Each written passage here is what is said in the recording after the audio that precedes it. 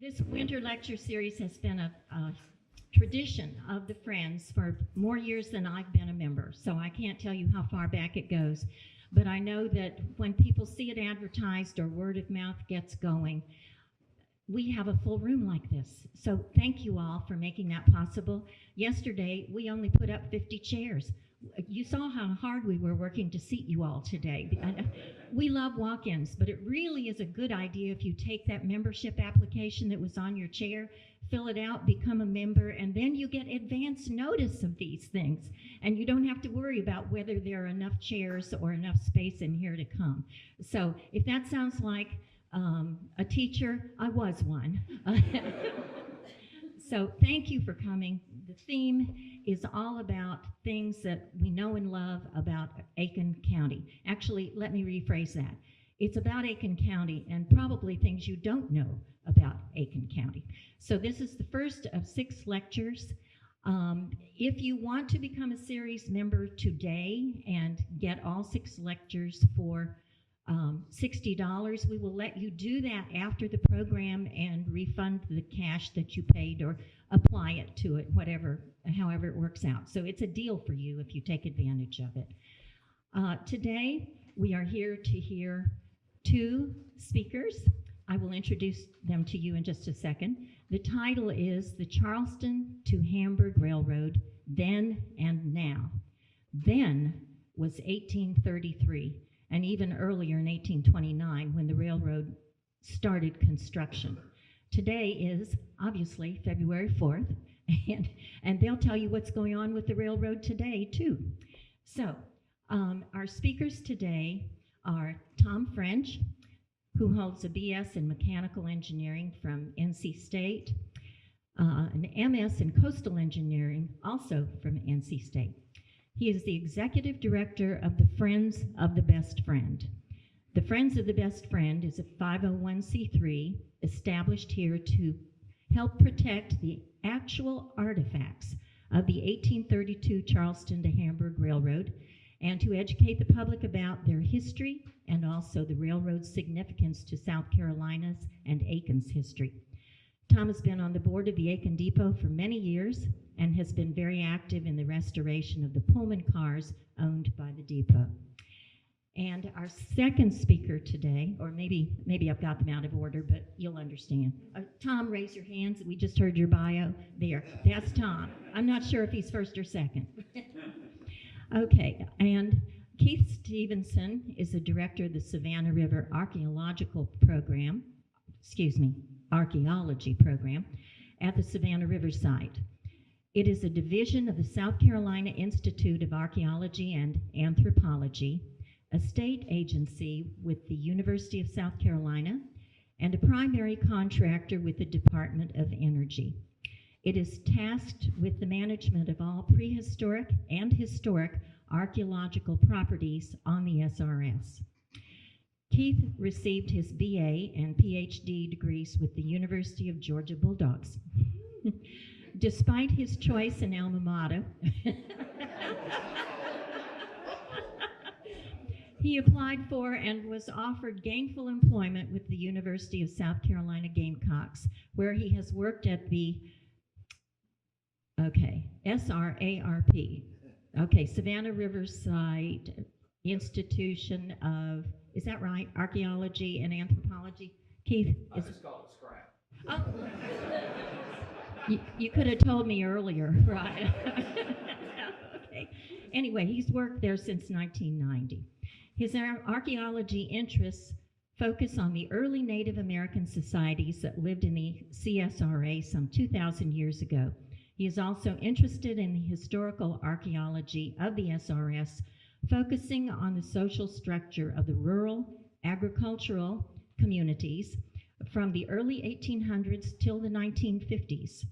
These communities were economically reliant on the urban centers of Ellington and Aiken, towns whose history is completely embedded in the development of the early railway systems of South Carolina.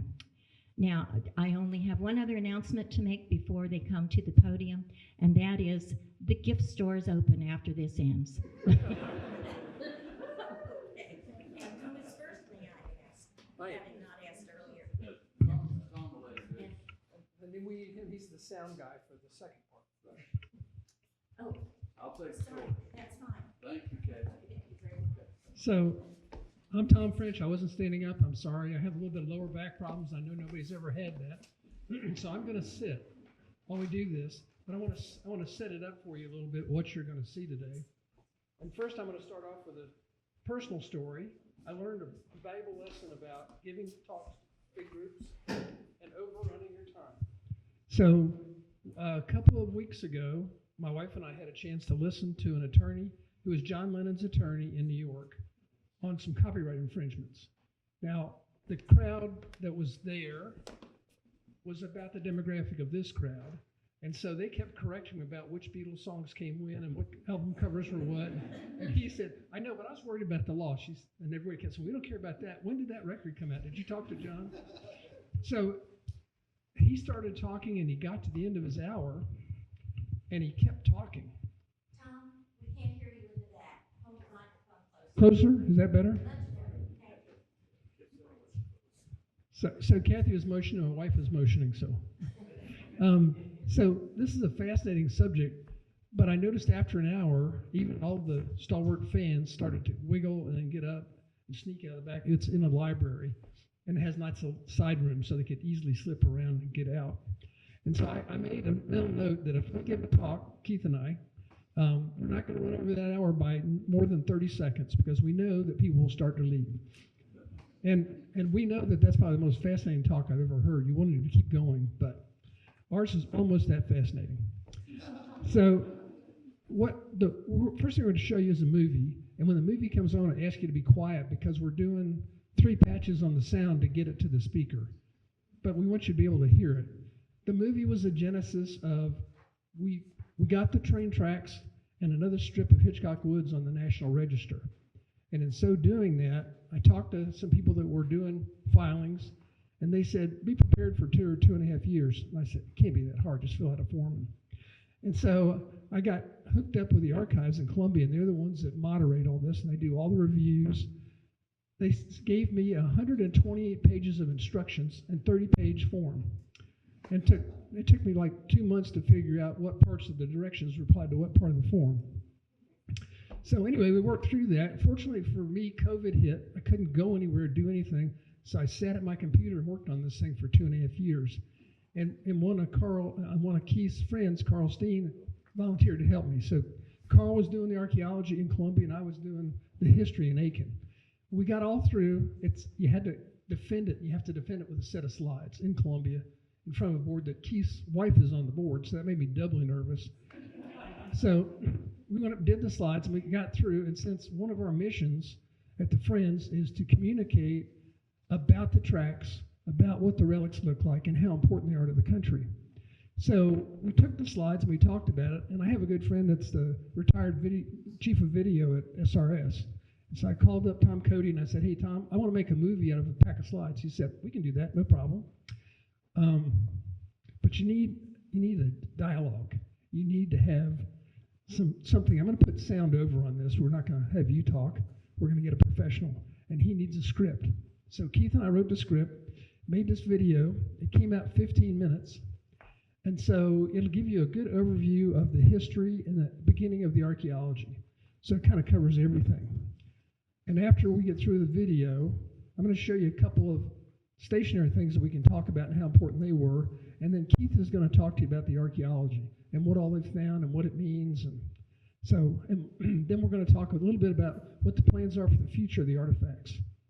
So there's a lot of water intrusion in the Sand River, and the city thought they had it fixed, but it's not quite fixed, and we're worried about the artifacts. So we're working on a little plan to extract some limited artifacts and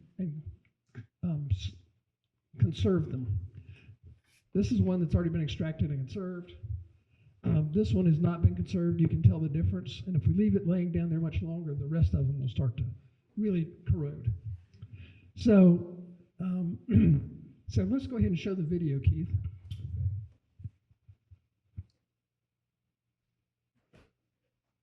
Hi, I'm Tom French, the director of Friends of the Best Friend.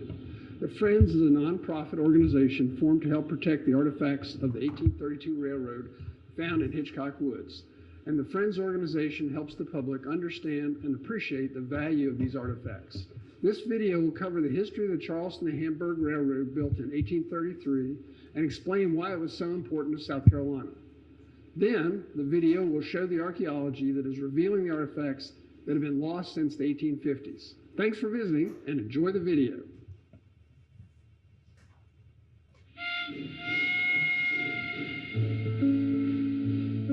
The Charleston to Hamburg Railroad represents an engineering, one-of-a-kind, unique railroad. At the time, it was the longest railroad in the world. In a moment, we'll take a closer look at this and other reasons why this railroad was so important. In the 1820s, Charleston was suffering an economic downturn. A group of business leaders assembled a company to build a steam railroad between Charleston and Hamburg, South Carolina, on the Savannah River. The purpose of the railroad was to siphon cotton from the port of Savannah and move it to Charleston to greatly enhance the cotton trade with Europe. Here's a timeline highlighting some significant milestones.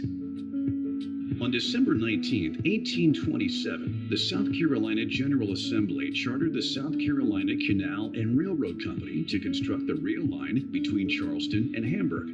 Construction of the rail line began on December 25, 1830. As construction proceeded, the Charleston to Hamburg Railroad offered incremental service between Charleston and the small towns along the route. Construction of the 136-mile rail line was completed in October of 1833. Full service was begun within a month of the rail completion. In 1836, the records show that the railroad carried over 29,000 passengers and more than 28,000 bales of cotton, just 3 years after the rail line was constructed. This rail system was important, significant. Here are some key reasons. In 1833, it was the longest railroad in the world. It was the first railroad to inaugurate steam locomotive service and night service.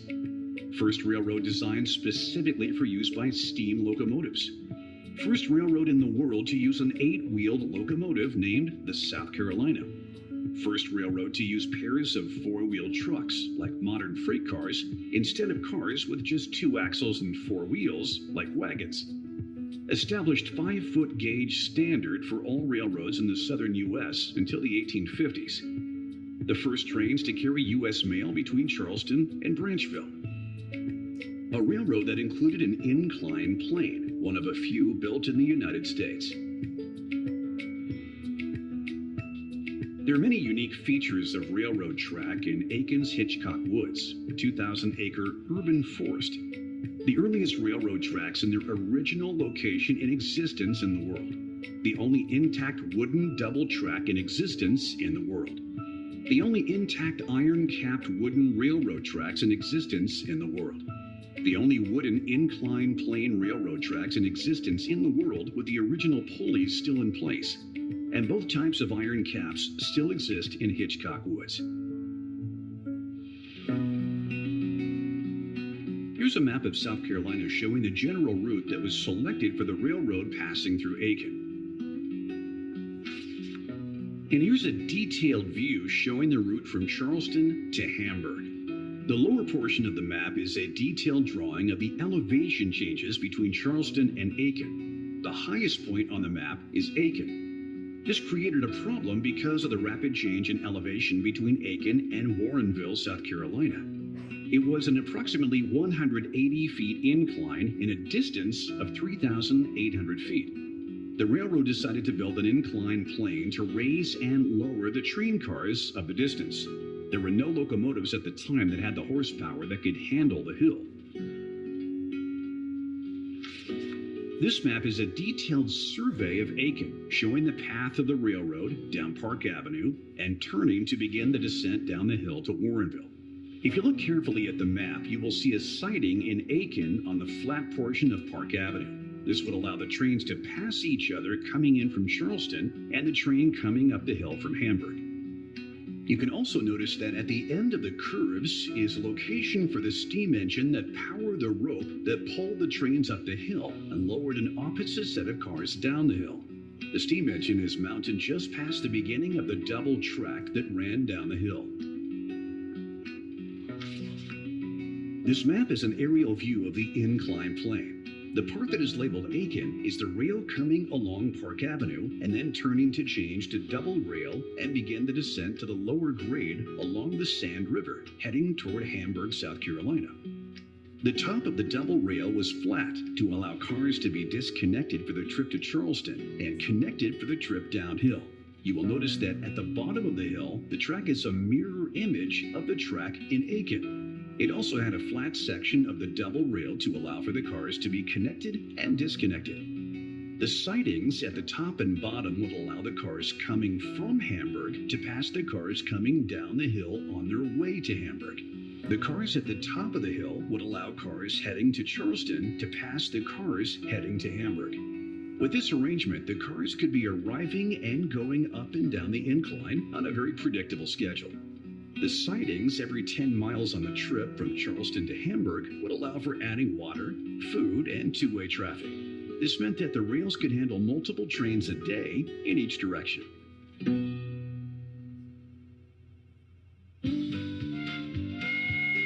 This is the elevation view of the incline plane, showing the trains passing each other. One coming down the hill from Charleston, the other coming up the hill from Hamburg. At the top of the hill, there were a pair of stationary steam engines that turned a 10-foot diameter pulley that was attached to the 3-inch diameter ship's cable made of hemp. The pulley would turn clockwise to raise the train on the left-hand track and lower the train on the right-hand track. Once the trains were at their destination, new trains would be attached to the cable and the steam engines would be reversed to drive the big pulley counterclockwise to lower the train on the left track and raise the train on the right track. As this operation was taking place, a train would come in from Charleston and go into the siding at the top of the hill, and a train would come in from Hamburg and go into the siding at the bottom of the hill. That was so the leaving trains and the arriving trains could pass each other and keep the process moving. Figure 1 shows the original rail design. The rail was a wooden timber from the heart of pine, and it was capped with a flat steel strap that was spiked to the top of the wooden rail. It was intended to protect the wood from the metal rims of the train wheels. Figure 2 shows the new rail cap design that was implemented in 1836. It's over the entire length of rail from Charleston to Hamburg. This cap covered both the top and the inside of the rail to protect it from wheel flange that stuck down between the rails. This rail was also spiked directly onto the wooden rails. This design was much more successful and was used until 1851 when the rail line and incline plane were abandoned. This design has been found in Hitchcock Woods on the remnants of the original rails. Figure 1 shows the design of the complete road bed design. This design was used in very flat areas like the Low Country and on the incline plane in Aiken. Figure 2 shows the elevated rail support design that was used to compensate for rolling topography. The piles could be driven to different depths and allow for a flat track system that would minimize the need for excavation and filling, saving time and expense. The design had a real problem with wood rot, so around 1836, the railroad began infilling the frames with dirt and just leaving the cross ties and rails exposed. These are the rail support designs for use in wet areas and areas where there were large changes in elevation.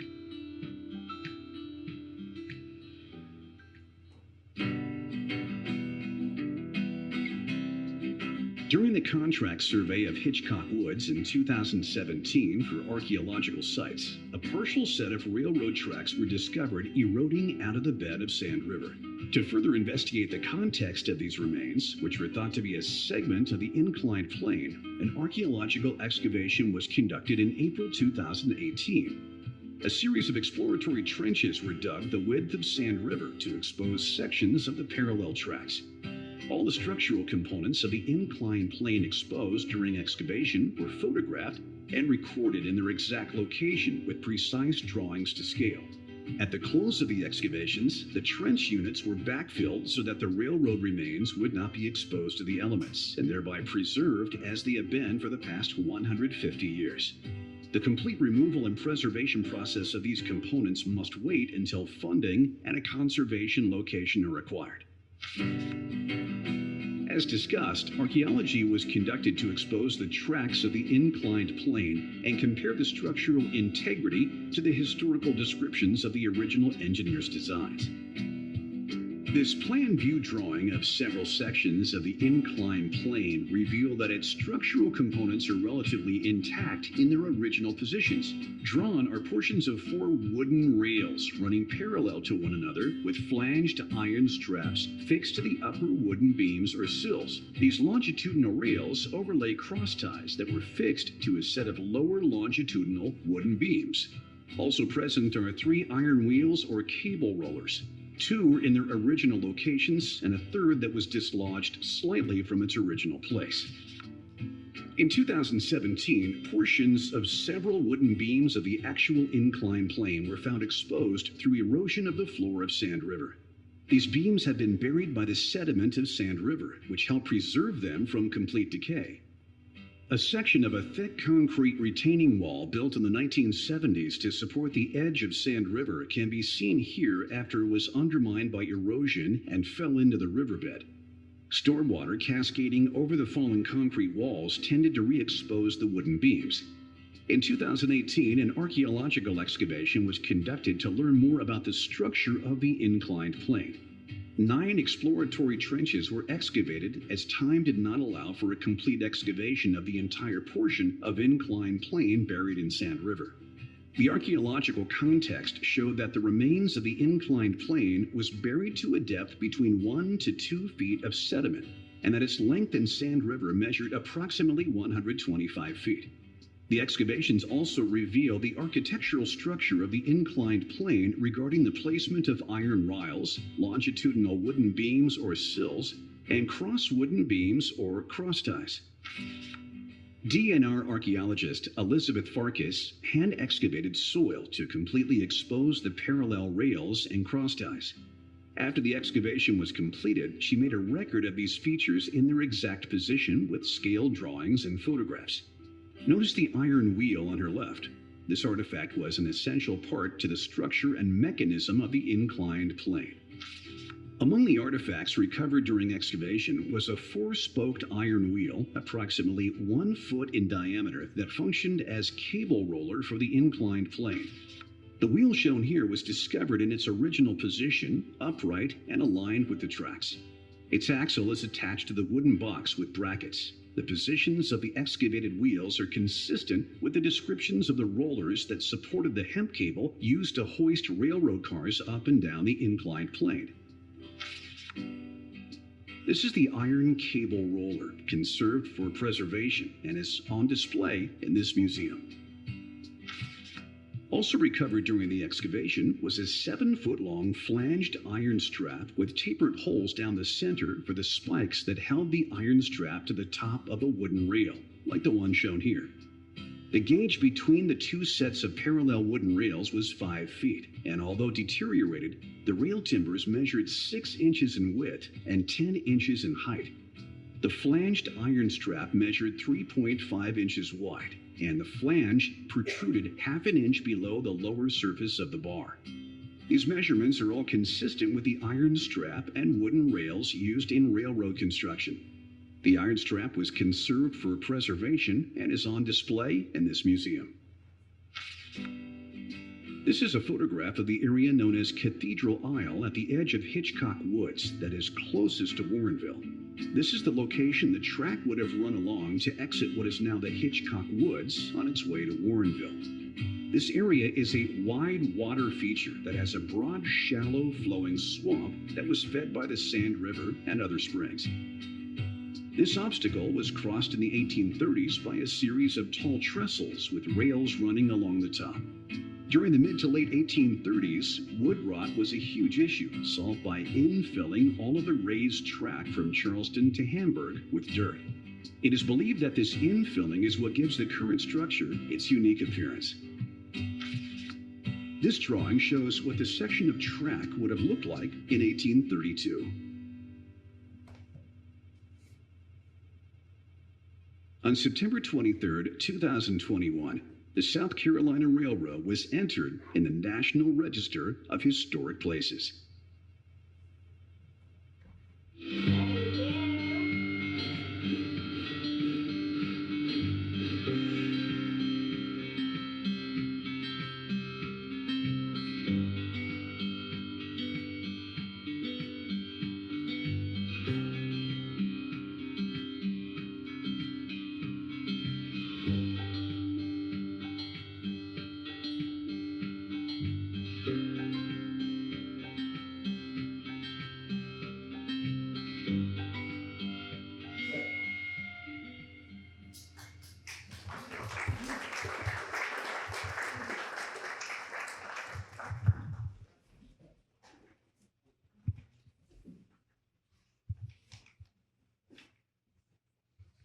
So I'm putting this back up again because lots of times you see the best friend, you see a drawing, you see smoke, it's all swirly. Sometimes you see pseudo good pictures. This is actually the 1936 reconstruction of the best friend. Southern Railway claims this railroad was the origin of the Southern Railway. So in 1932, they built a whole train, several cars, an engine, and a tender. And they took it all around the country. The smokestack on the rebuild one would fold down. It had a special train car built so they could just run it in, go to the next town, run it back out, and then they would have a parade and a big hoorah. So I just wanted to put it up because this is in the Charleston Welcome Center, and I was able to get some really nice clean pictures of it so you can really tell what it looked like. And I'm only showing it also because we discovered recently that in 1830, there was a railroad built between Liverpool and Manchester. And the train engine that they ran that first time won a competition to be the engine. It was named the Rocket. I thought that was a pretty good name for a steam engine. And they have a rocket in the Manchester Museum, and they have one in the National Railroad Museum in York, which I have been to and didn't see the rocket. So my fault. But anyway, it turns out that in 1833, the railroad bought 4 Stephenson engines. George Stevens was the guy who built this railroad from Liverpool to Manchester. He then opened a railroad manufacturing facility in Manchester, and so he was then selling these, and we bought 4 of them here on our railroad, which I thought was really interesting. Also, there is a good chance that the cap rails also came out of Manchester.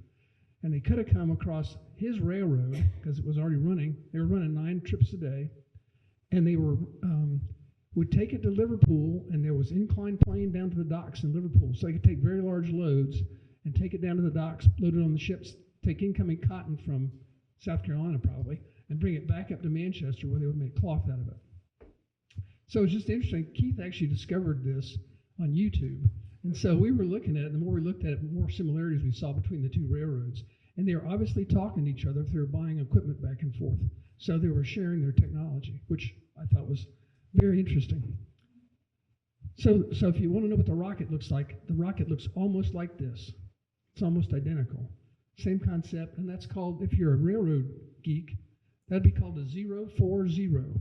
That's because no leading cars and wheels, no trailing wheels, and only 4. And so all the early rockets were the same design. It had a lot more horsepower, and it could run at 35 miles an hour. So they could do 9 trips a day between Liverpool and Manchester. And it was known as the first urban railroad in the world. And George was the father of railroads in England, the Great Britain.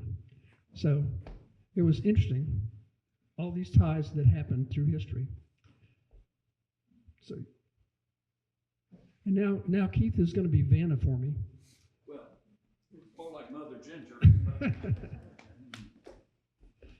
So I wanted to show this picture again because you can see the inclined plane, the steam engine, and above it you can see the siding.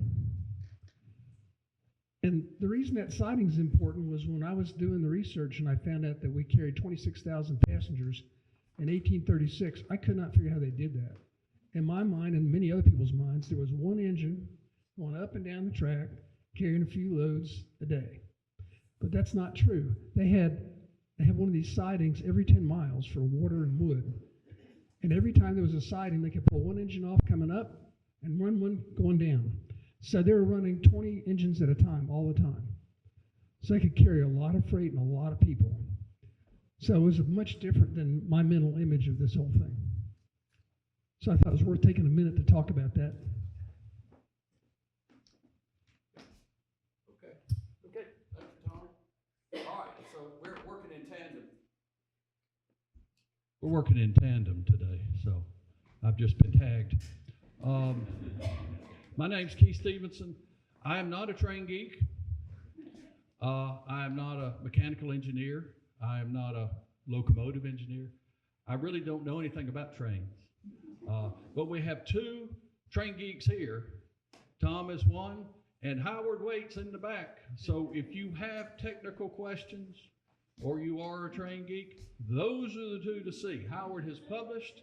Howard knows everything there is to know about the metrics of the Best Friends of Charleston and the railroad track. I'm an archaeologist.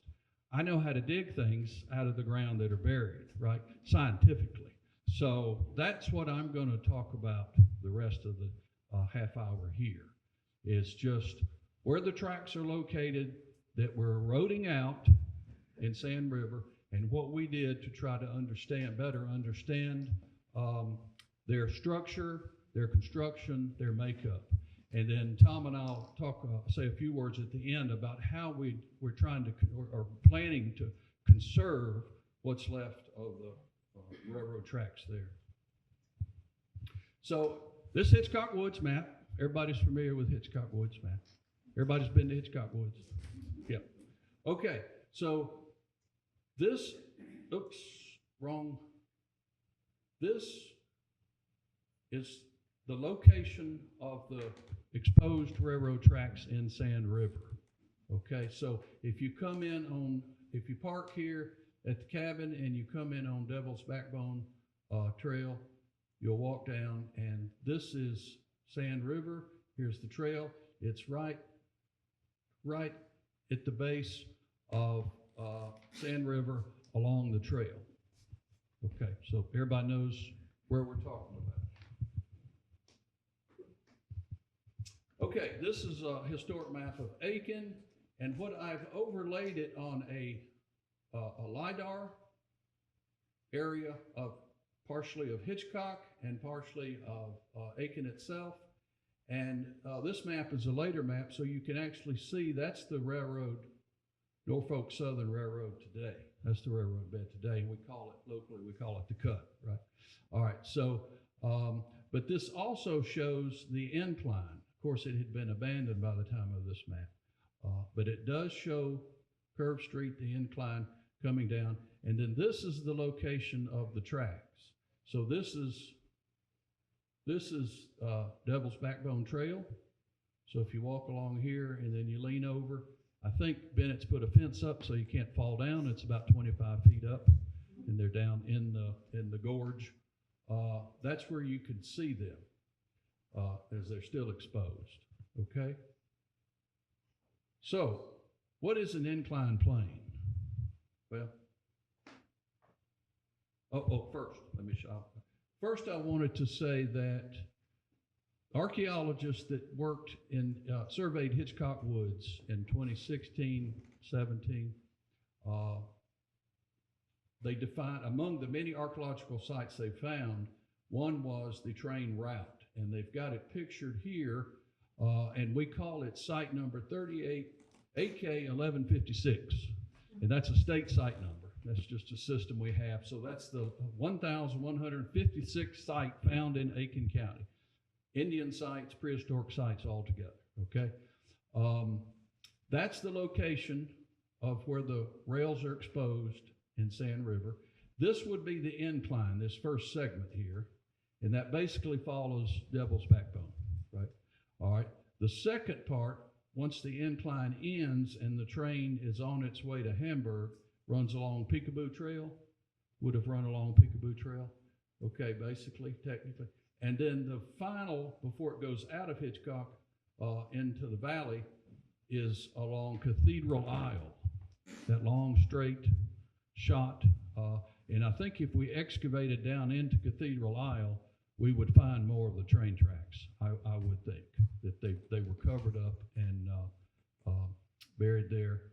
And then let's see, that's all I got. This, so what does an incline look like? We don't have any pictures. Howard can tell you this. There are no pictures, there are no drawings of the incline plane here in Aiken, unfortunately, sadly. So we always show this picture as a substitute. It was a contemporary incline plane.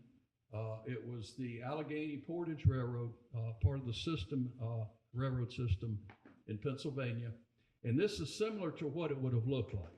Okay, so it was basically just a slanting incline starting at the where Aiken is now, and then ending at the bottom. Not quite at the level of Hamburg. It still had to go down, but it had 10 miles to go to Hamburg, and it could, take that slope. But it couldn't. The trains couldn't take this slope, 180-foot drop between the Aiken and the floodplain of the Sand River. So we show this as an example, and then this is a model created by Howard Waite, and I like to use it because it's really a simplified structure, and Howard shows, and this is what we're going to talk about it through the archaeology. So Howard has shown here, it's basically a system of long timbers, longitudinal seals, I can't say it, so long timbers, okay, that sit on the ground for the incline, which would have sat on the ground, planted in the ground, and then cross ties, 2 sets of tracks, cross ties, and then on top of those cross ties would have been the rails.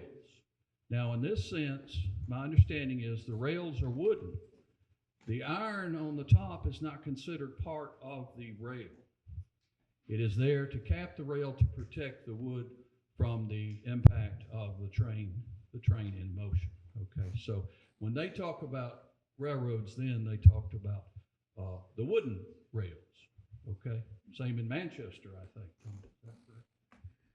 Okay, so everybody understand the basic structure? So you have 2 parallel tracks going up and down the hill.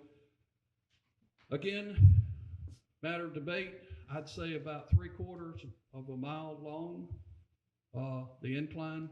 Now that may include, at the top where the trains are, where they're waiting to go down, or at the bottom where they're waiting to go up and all. But that's about the length, or a little less. Okay, so you can kind of get an idea of how long the slope would be down till you got to a flat area. All right, just wanted to throw this up. In 1998, Hitchcock was designated a South Carolina Heritage Trust Site. That means basically that Hitchcock Woods is protected from any encroachment forever with a conservation easement held by the South Carolina Department of Natural Resources. So all archaeological sites and historic sites, historic buildings, but there aren't any in Hitchcock Woods. So it's archaeological sites are all under the purview and management of the South Carolina Department of Natural Resources. I do not work for the South Carolina Department of Natural Resources, but I do work for, as Kathy mentioned, for DOE, for USC Archaeology with DOE. Okay, so I'm sort of consulting on this because we take an interest in the CSRA as well as the property on DOE. So I'm sort of consulting. My wife does work for the archaeology at DNR, so I guess I could be like a liaison between the 2 groups. And that's mostly what I do, is convey messages back and then messages back when we try to make decisions, such as we're going to do with the remains that are still in the woods. Okay, so it seemed like 2015, 2016 were pretty wet years, and there was a lot of water runoff and erosion into Sand River from Aiken. And anybody that's walked down and up, sorry, I keep mashing it, it might have seen this large bluff where it has been eroding probably since Aiken was founded. But as Aiken grew larger and was paved over, you got a lot more water runoff and therefore a lot more severe erosion as a result in Sand River. So as a result of those 2 wet years, I like to think that this track, which had been buried, was exposed, the portions of it. So you see 3 rails here. I know if you're not an archaeologist, sometimes the sticks and other things you might think are artifacts. But this is a rail here, a rail here, a rail here, and then this object here is actually this pulley right here. And I won't point my laser into Tom's eyes, so I'll walk over and point it out. This pulley has been conserved, so it will not deteriorate or rust anymore. It's been through an electrolysis process, which removes the rust and then coats the metal with a protective agent. So that wheel there we did retrieve. It has been washed out of its location by the river, so it's there. It probably wasn't there originally, as have these tracks. There it is before it's conserved, so you see how much we knocked off, and you're welcome to come up and see these after we finish talking. Okay, the railroad tracks are near this old concrete embankment that was built in the 60s or the 70s to try to thwart the erosion in Sand River. But Sand River got the best of them. This one's still intact. It's still standing in place.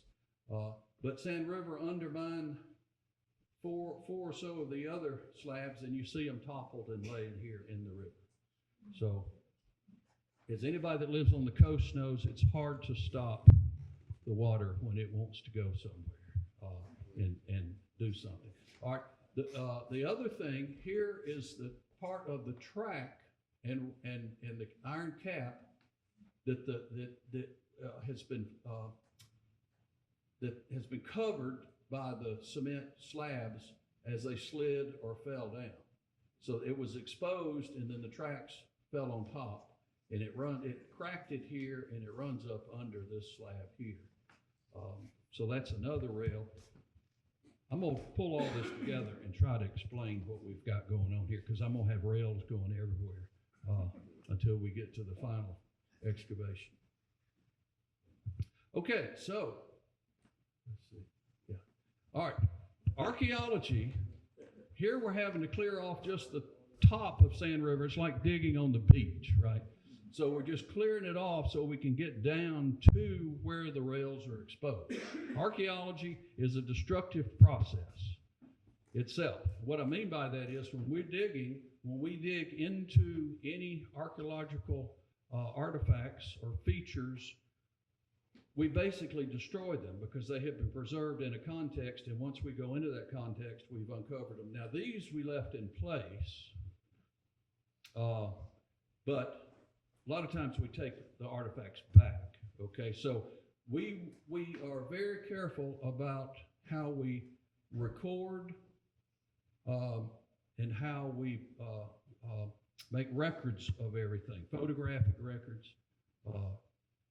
What we did here, since we knew where those 3 tracks were that were exposed, we dug what I call slot trenches across at several locations, as you see the one there and this one here, to try to expose the rails a little bit downriver, a little bit upriver, so we could see how far they went, so we could see how much was still remained from the floods. Here we are. We've excavated. We've got rails showing here where Robert's standing. So we're making detailed drawings. We also map everything with the laser transit. And you can see back here, peekaboo, there's the boss with the laser transit, and they're taking readings so you know exactly where every artifact, where every rail is, and we can computer generate that map.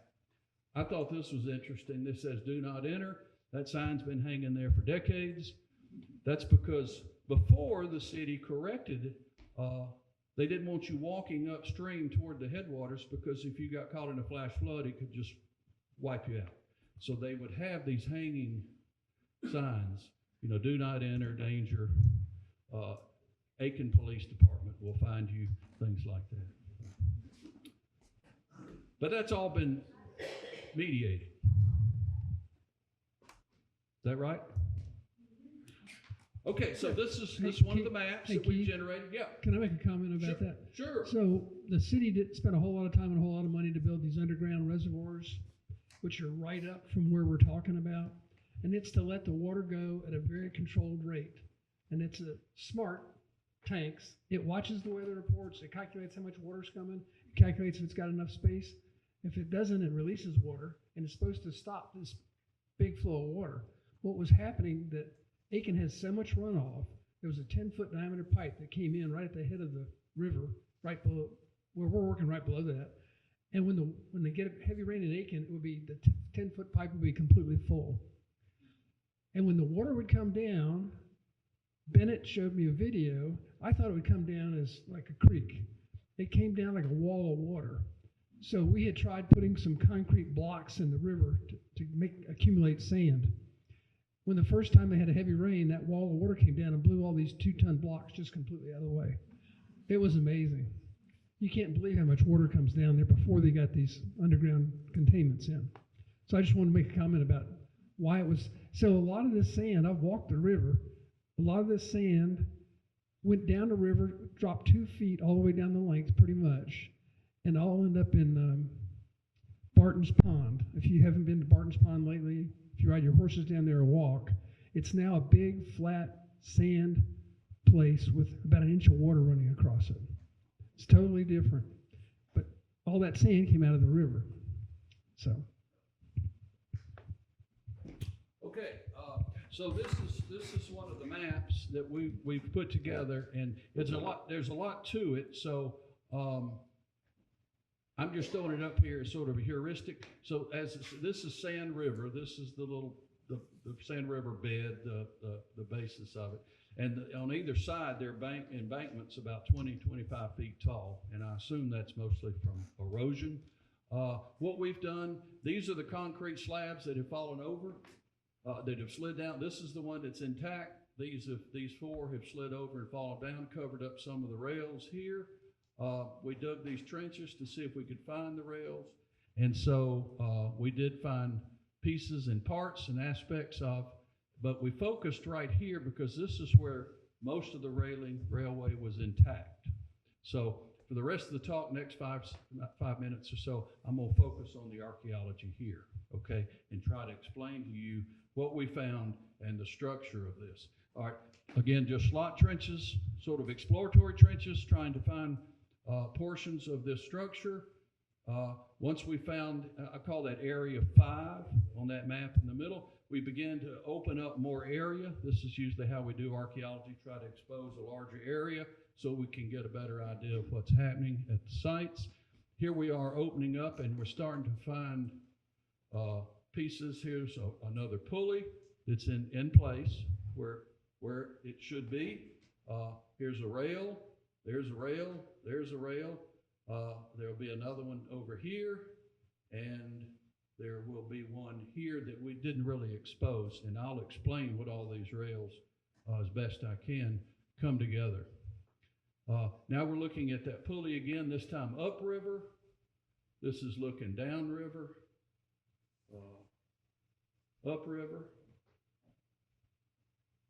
And here's a close-up. This is the 3rd pulley we found, and it was intact in a little wooden box. So they sat in little wooden rectangular boxes. We have measurements on this, but I won't go. The pulley itself, as you can see here, is about 15 inches in diameter, about 6 inches across. And the cable, of course, would go across the top, and it helped maintain that cable, right, as the trains were going up and down. It was attached to this box, with the, what are those, flanges, Tom? These are Axles, yes, of course. Axles. It was attached to the box. It had little wooden insets that attached the box, and it would allow it to spin. Okay, so basic mechanism. Here is part of the rail. This is the concrete that's fallen on this rail, and back here, and caused it to come up. But you can see this is the rail. This is a flanged rail, and there's the spike that would have held it to the wood. Here's a close-up, and you can see that flange. Okay, so it overhung the wood part of the rail, okay, on the inside. These are the flat rails that were initially used in 1833. Okay, they were found ineffective after a few years, so they began to replace these rails with these flanged rails, which provided more protection to the wood, which is actually the rail. Okay.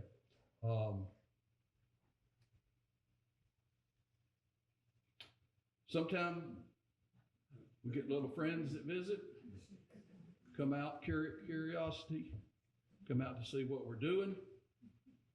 Oh, sometime we get other wildlife. This is Dr. Harry Sheely visiting the site. Looks like they gave him a DNR hat.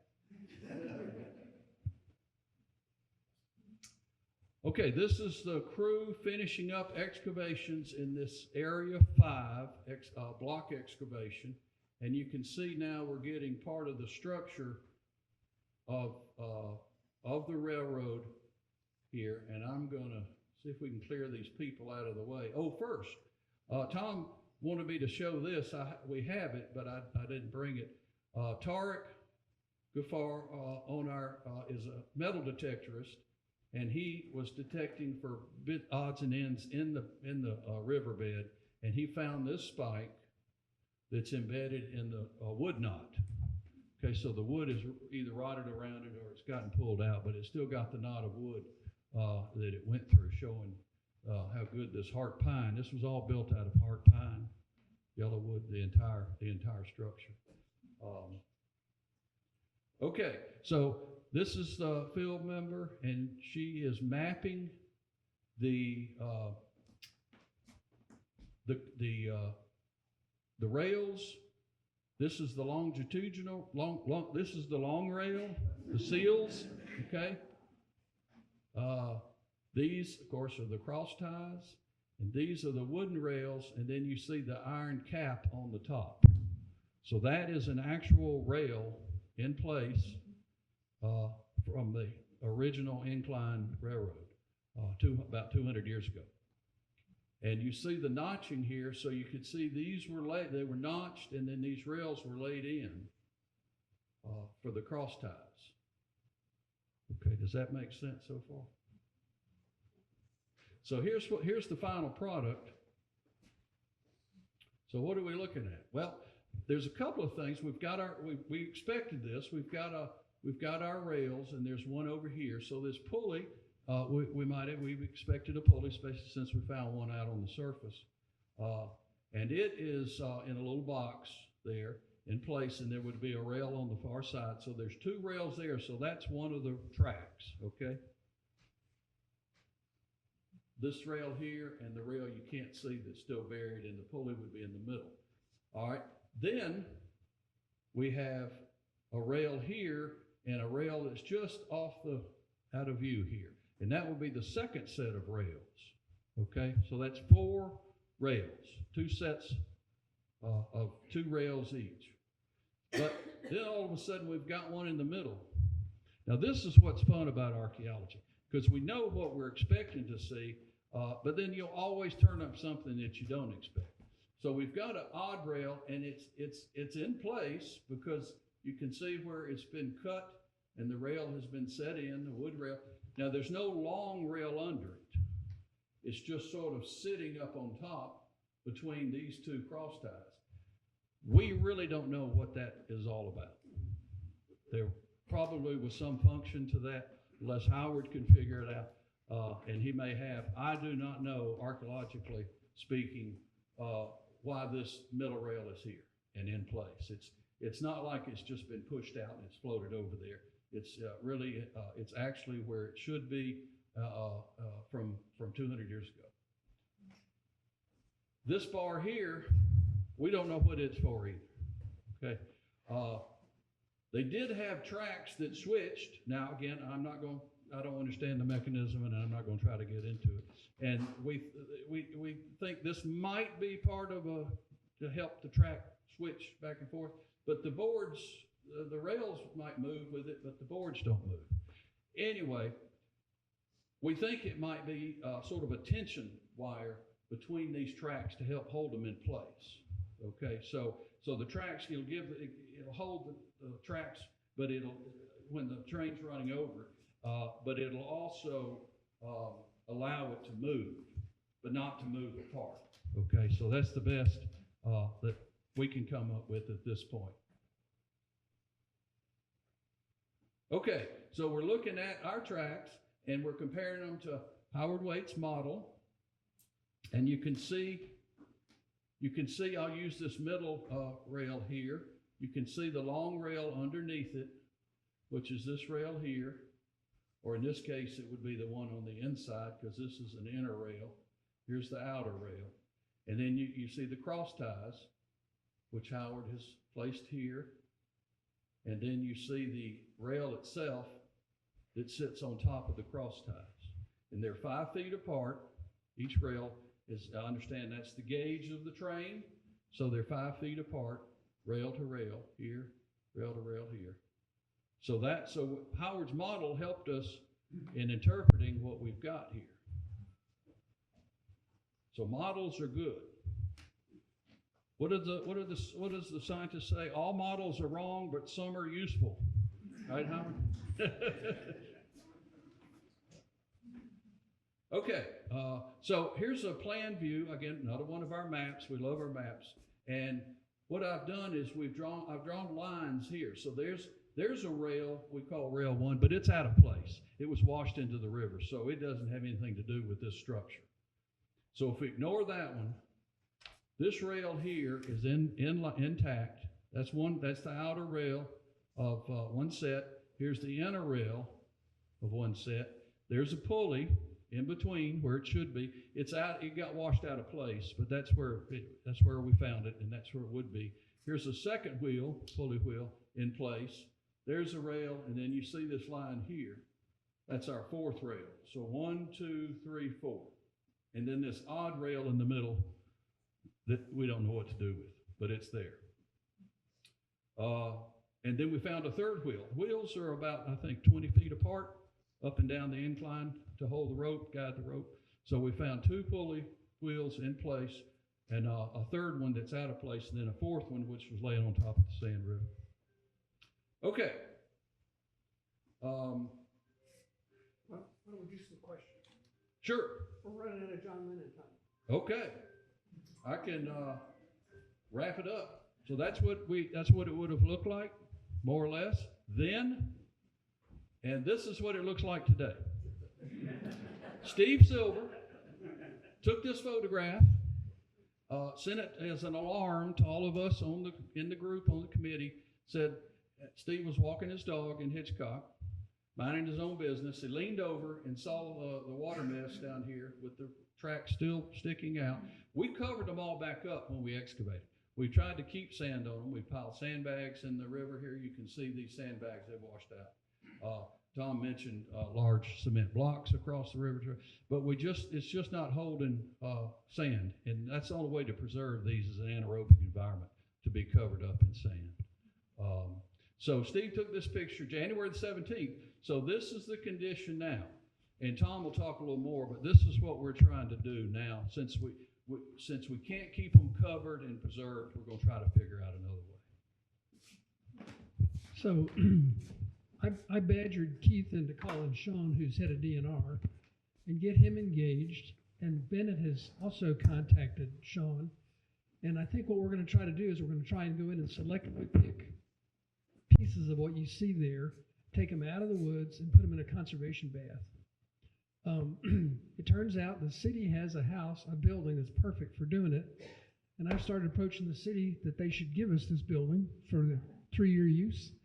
And they said, oh, you can't have that building, it's torn down. So I rode down and there was that building sitting there. So I called them back and said, no, you're like the wrong building. The one I want is still standing. So we're negotiating about borrowing that building. And then we would put tanks in there and we would then be able to open up to the public. They could come and see what it looks like when you're doing conservation. It's very slow and it's very boring, but it's interesting to see how they do it. That'd be somebody from DNR that would do the conservation. So I think we better open up for questions because I've exceeded my John Lennon time. So, yes. I had a couple questions. Did they know when they put those cement walls there to prevent erosion? Did they know that they were protecting or failing to protect the rail? Did they even realize that that was there at the time? I think they were trying to protect the bluff. Okay. And I don't think people had a big understanding of how many rails were there. They would see a few things sticking out of the sand, but you don't really connect that to a whole railroad. So I think they put that in the 60s, and it was like they had a big crisis. This thing was collapsing. And if you go down there now and you look over the bank, you have to be very careful because it's undercut all the way down, which is what they were trying to stop from happening. So I'd say they probably didn't know. And then my second question was, who discovered these at the time in 2017, and what happened after that? How did it get to the point where it was being excavated from the time of discovery? I'll let Keith answer that because. Yes, the archaeologists were doing a survey of Hitchcock Woods. Hitchcock Foundation had hired through DNR, contracted with an archaeological firm, and they were surveying in 2016 and 2017 to inventory all the sites, and they found the rails. Were they looking for them, or was it inadvertent? Inadvertent. Okay. They were surveying the riverbed, and they found the rails exposed. So it took about a year to get the DNR team together, but that's when in 2018 they decided to excavate and record what was there, just in case they got lost. And then, of course, we were digging down through almost 3 feet of sand to get to some of those rails, so they were well buried and preserved. Yeah.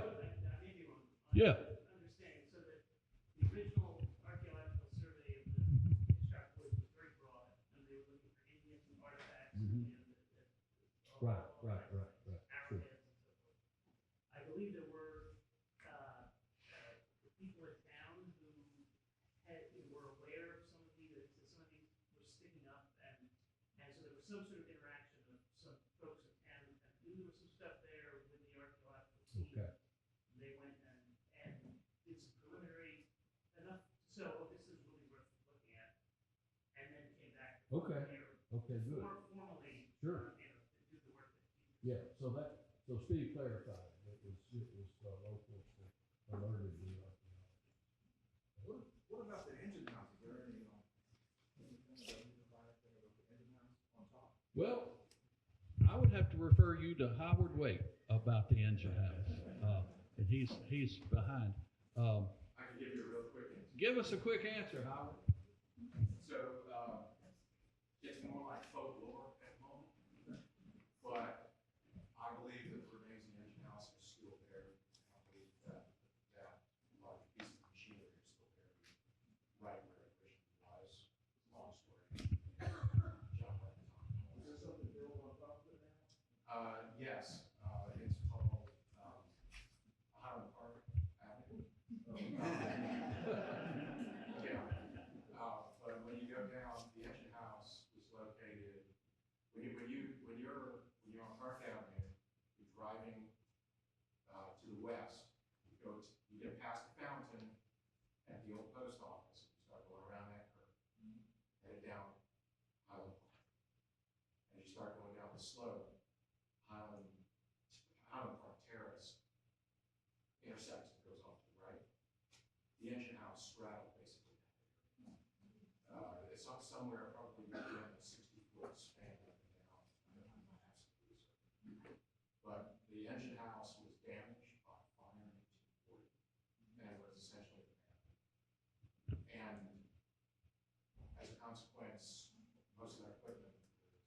salvaged in very different ways. And I've heard stories over the years, and I think my personal opinion is that they're still out. I want somebody to keep me out of my career back. So I think the foundation is there. Is that where the historical marker is? Yes, the historical marker is basically at the northwestern end of that site. So once you come into that direction, going downhill, when you hit the marker, basically from the marker on is all suspect there. Past the intersection.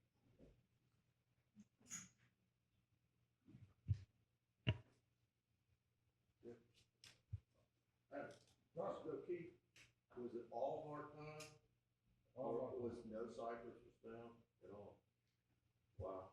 We haven't had the wood analyzed, Okay. but we're going by the record. That's right in it.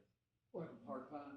It was all along the way. That was they had cutting crews from Charleston through Aiken, and they were cutting it and pulling the hearts out, and they were laying the rails. Cypress is often used too. Yeah. Hard pine was easily acquired and cheap.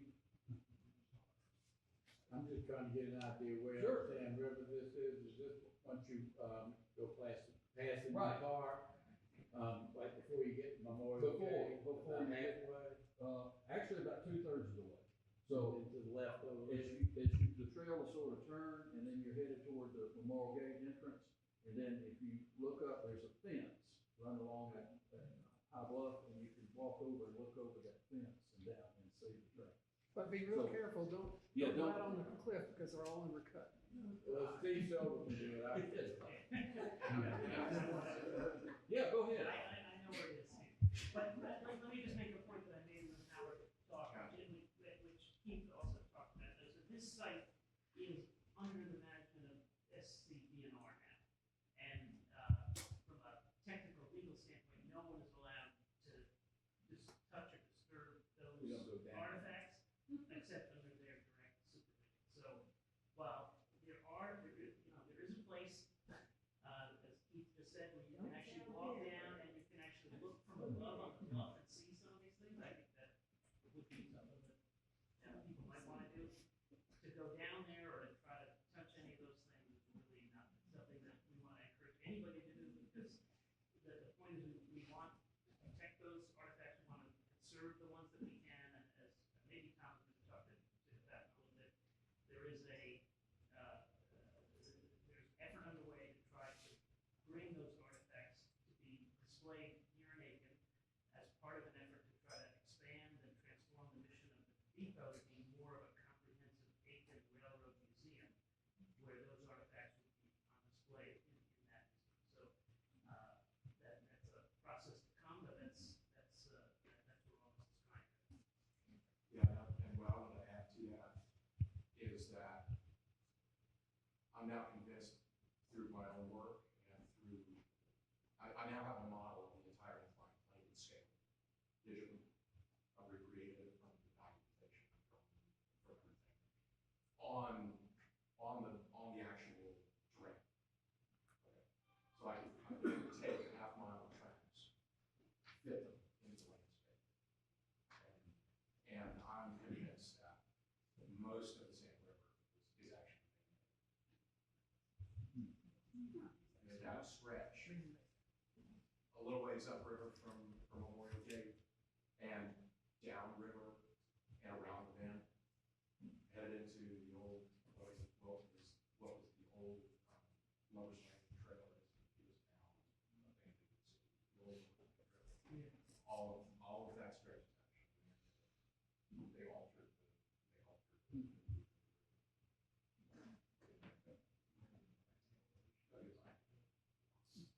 So, and basically, you're on the road any time you're in the city.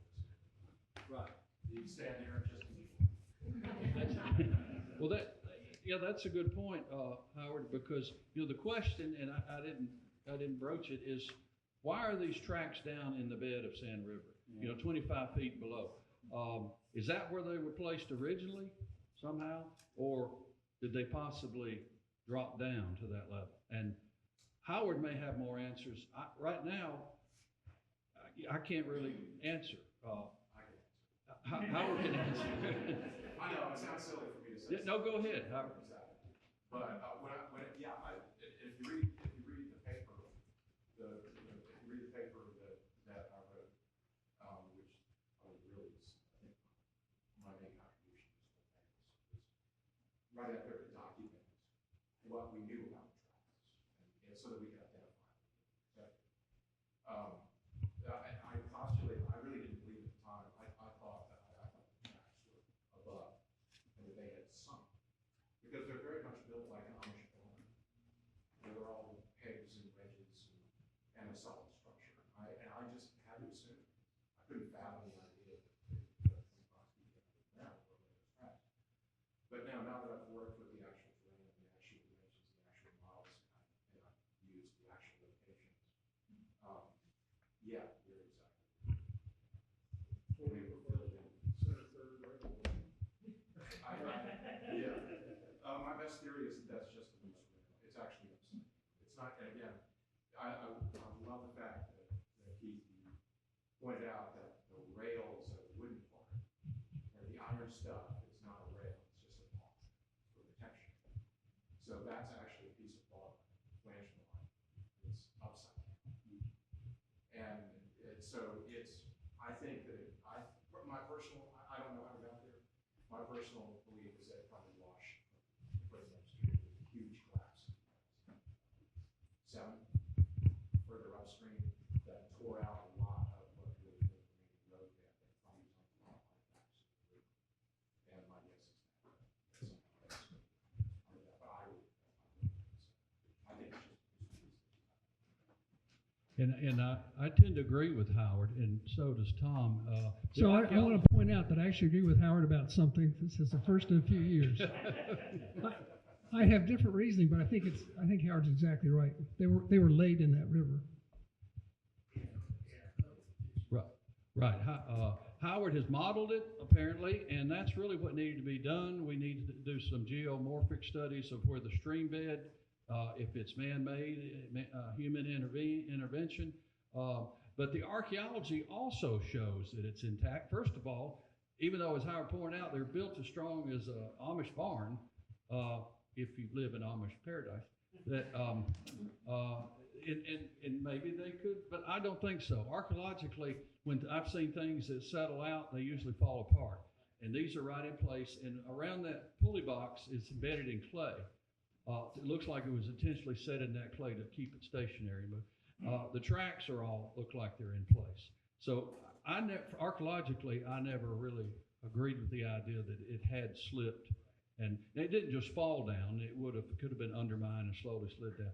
But I just don't think it would have stayed in all those pieces apart, stayed in place.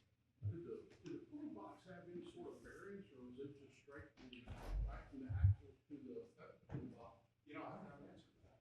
I've never seen that pulley in person. Okay. And so I know that there's an axle, but I don't know if the wheel was mounted pre-spinning on the axle or the axle itself was allowed to spin. The axle spun, and there were little brass bushings in the box. So they would build a box around the wheel the way it looks. So we found brass bushings? Pieces of brass. So they would have put the axle right through the wood, right? And then put a brass ring, nailed it up, just like they do many other things. So it was a very, very simple, it was not complicated. Good question. It was more like brass washers that were just nailed against the wood, and then we slipped over the axles, so it'd be one on the inside, one on the outside, so it had something to wear at. Because they're not carrying any load; they're carrying a 3-inch rope. So anyway.